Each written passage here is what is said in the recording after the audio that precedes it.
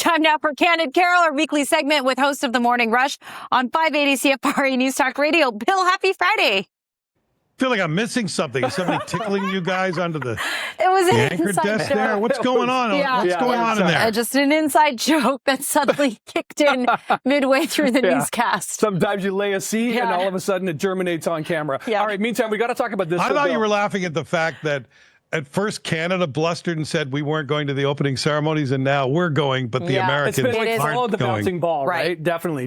Well, speaking of bouncing balls, the poll numbers are up and down here. Liaison Strategies putting out some new numbers this morning suggesting the Ontario Liberal Party, with no leader, has a 5-point edge on Doug Ford's Progressive Conservative parties, and Doug Ford himself, the premier, sitting at just 24% approval rating. Now, this is coming, though, at an interesting time, potentially, for the premier, the latest tensions with Canada and U.S. He was Captain Canada. He won an election effectively with that title. What do you make of this, Bill? Are there too many issues with the current government, spending-wise, otherwise, or can Doug Ford maybe turn this around? I mean, I think this pollster has been kind of consistently low for the Conservatives, and other polls are consistently better. I don't see any real change or trend there. But, they're not going to love this in the Premier's office. Who would? Right? You don't want to see any negative numbers. I'd like to see it again in a couple of days because I think Ford's been on stronger territory lately, being the one who's been very critical of Donald Trump and the new tariffs, and he's that Captain Canada figure again. I think that's really solid ground for him to be on, talking about if we have to fight back, we're going to fight back. We'll do whatever is necessary. That's done very well for him. But, you get a government that's this many terms old, you start to see these mistakes happen quite often. And the self-inflicted wounds, I mean, this expense stuff, you can't have it. I know the premier seemed to be very angry afterwards about it, that this cabinet minister and other members of parliament were taking advantage of hotel room stays. I don't even mind. I think most people wouldn't. And listen, if you have to be up late, the legislature's there till midnight, maybe you get a hotel. But I don't know about you. If I lived in Willowdale, I don't want to stay in a hotel no matter how fancy it is. If it's midnight and there's no traffic, I'm going home to sleep in my own bed. So you can't help but ask, why? Why were people this quick to spend the public's money, even if they were given permission to do it under certain circumstances?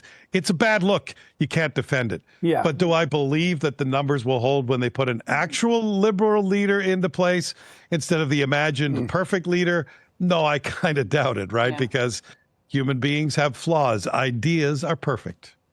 Yeah, exactly. And, we did speak with David Valentin from Liaison Strategies this morning, and he kind of indicated that, the Liberals, it's not a sure, shoe-in for them at this point. We still have a long ways to go, and we'll see what happens when they do put in a new leader, because the Ford government did go after Bonnie Crombie pretty hard when she was leader of the Liberal Party. Yeah.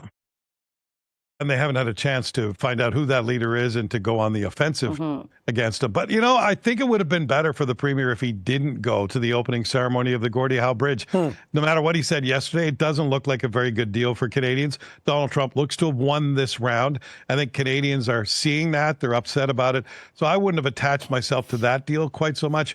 I might have stayed at home and sent somebody else in my stead. Maybe that's the Captain Canada move, no? Even though it's a Canadian-only affair. I'm wondering, I hear exactly what you're saying, Bill, but I wonder if from the Premier's perspective, maybe he looks at this and says, hey, this is an opportunity. There's not going to be any Americans. This looks like, hey, Canada, rah, rah.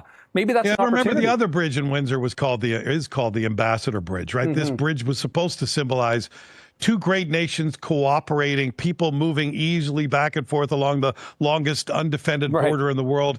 Goods and services can go back and forth. It's supposed to represent all of that. With Donald Trump putting the last-minute squeeze and breaking a deal that had already been in place and then threatening more tariffs, I think it would have been a good day to stay home.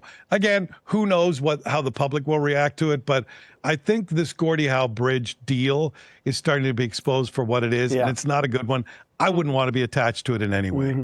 Okay, interesting. Bill Carroll, thanks so much for your time. Have a great show and a great weekend. We'll talk next week. Thanks, Bill. Okay, I'll be on vacation for a couple of weeks, but I'll talk to you then, and I'll have whatever you're drinking.